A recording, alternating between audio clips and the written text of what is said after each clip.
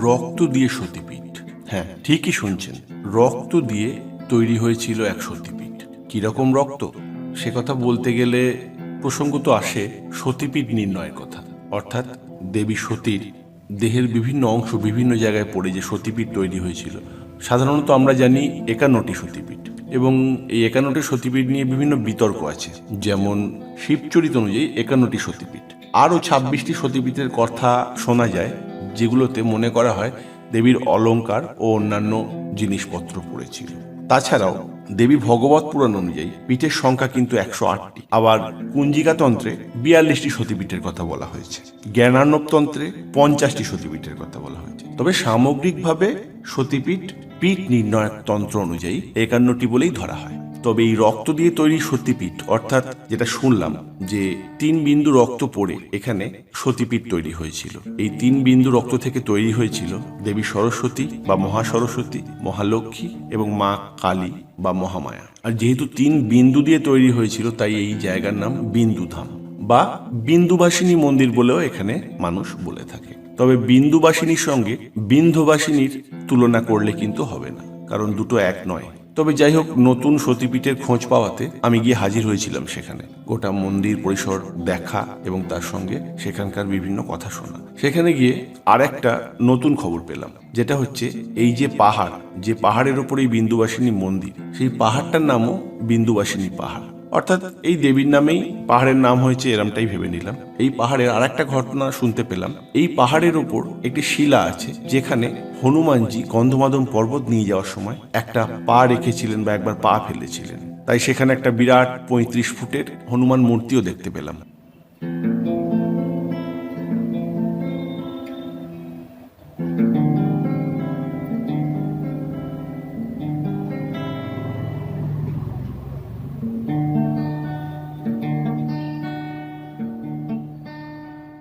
যাই হোক, সবে মিলিয়ে একটা অজানা সতীপীঠ, তর্ক বিতর্কে ঘেরা এই সতীপীঠ দেখুন আপনাদের কেমন লাগে। তাছাড়াও এই সতীপীঠের প্রাকৃতিক সৌন্দর্য, বিশেষ করে বর্ষাকালে এই সতীপীঠের চারপাশ, ঝাড়খণ্ডে যেহেতু অবস্থিত, এই সতীপীঠের চারপাশ সবুজে ভরে যায় এবং পাহাড়ের ওপর এর যে অবস্থান তা সত্যি মনোমুগ্ধকর। যদিও শ্রাবণ মাসে এখানে বিরাট মেলা অনুষ্ঠিত হয়, কিন্তু বছরের অন্যান্য সময়গুলো এলে বেশ ফাঁকা। মধ্যে অবস্থিত প্রধান মন্দিরের চারপাশে বিভিন্ন হোম বা যজ্ঞশালা, অতিথি নিবাস এবং পাহাড়ের ওপরে মন্দিরে ওঠার সুদীর্ঘ সুন্দর সিঁড়ি, চারিপাশের পরিবেশ এবং মন্দিরের নির্মাণশৈলী, চারপাশের বিভিন্ন দেবদেবতার মন্দির, সবে মিলিয়ে এক অলৌকিক আধ্যাত্মিক অনুভূতি।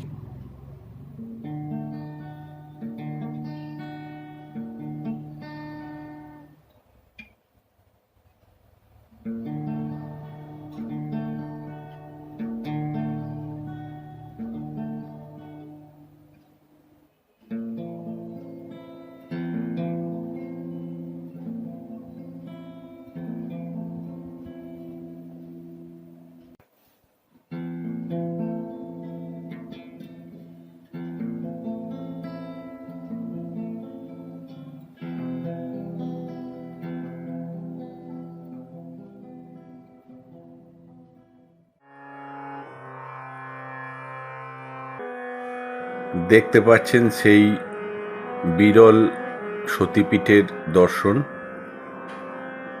মহাকালী, মহালক্ষ্মী, মহাসরস্বতী, এবং তার ওপরেই অবস্থিত তার পট বা চিত্র।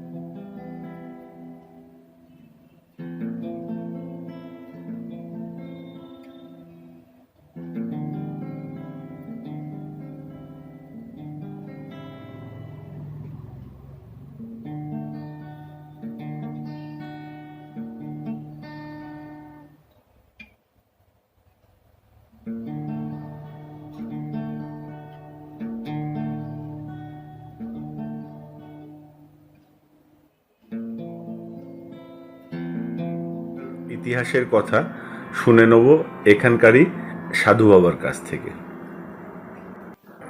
विंध्यवासिनी माता जो है 51 पीठ में से है। विंध्याचल निवासिनी विंध्यवासिनी एक यूपी में है, वो सरासरी माई है और ये पीठ में से है। 51 पीठ में से एक पीठ ये है विंध्यवासिनी। आदि तो माई ये है। पहला जमाना में आदिवासी लोग पूजा करते थे, घास तर में माई थी। साधु संत आते गया, कुछ बनाते गए, लास्ट में पहाड़ी बाबा आए तो विशाल आकार का ये बन चुका है। ये तो माई के बारे में। पर से जो है पहाड़ी बाबा जो है सो आए मिदनापुर से। अच्छा, मिदनापुर में कठिन बार होने के नाते ऐसा रिलीफ दिए थे कि उस अवसर जवाहरलाल नेहरू का अमल कि उनके पास गए, आदमी भेजे। तो कहे भाई जब भूख था उस मौसम बुलाते तो हम आ जाते। अभी हमारा भूख खत्म है, हम तो आज जा नहीं सकते हैं, चाहे तो आ सकते हैं। तो जवाहरलाल नेहरू भी गए थे मिदनापुर। उसके बाद यहाँ जो है वहाँ से यहाँ आए। यहाँ भी उस तरह से प्रोग्रेस नहीं था। बाद में जो है भक्त मंडली का अनुरोध के आधार पर जो है 25 आदमी का मंदिर में ठहरने का ऐसे छोटा मंदिर रहे। अच्छा, भक्त मंडली के अनुरोध से ही जो है इस मंदिर का विशाल रूप बनाया गया। भक्त मंडली अपना सहयोग किए और सहयोग के ही साथ योग अभी जो देख रहे हैं उन्हीं का एक देन है। बाद में धीरे धीरे और भी बढ़ते जा रहे हैं, बढ़ने का तो है ही नहीं। जैसे राम मंदिर भी गया, रामनवमी के अवसर पर एक प्रतिष्ठा हुआ, किसी आदमी का गछा हुआ था वो भी बन गया। इसी तरह से जो है दिन प्रतिदिन जो है आगे बढ़ते हैं। অ্যাড্রেস বলতে গেলে বলতে হয় ভারতবর্ষের ঝাড়খণ্ডের সাহেবগঞ্জ ডিস্ট্রিক্টের বারহাবড়াতে অবস্থিত এই মন্দির। আমাদের এই বিবরণ আপনাদের কেমন লাগলো জানাতে ভুলবেন না। এই ধরনের ধর্মীয় ও তথ্যমূলক ভিডিও আবার দেখতে আমাদের সঙ্গে থাকুন এবং চ্যানেল যদি সাবস্ক্রাইব না করা থাকে সাবস্ক্রাইব করে নিয়ে আমাদের পাশে থাকুন। ধন্যবাদ।